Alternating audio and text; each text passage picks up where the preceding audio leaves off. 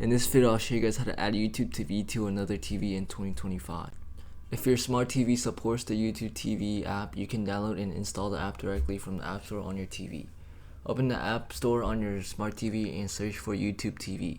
Once you find the YouTube TV app, select it and then choose to download and install it.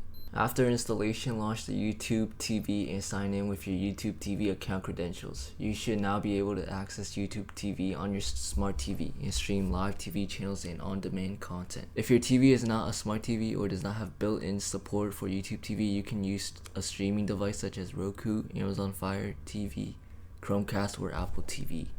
Connect the streaming device to your TV via HDMI. Set up the streaming device according to its instructions. Once set up, navigate to the App Store or Channel Store on the streaming device and search up for YouTube TV. Download and install the YouTube TV app. Launch the YouTube TV app and sign in with your credentials.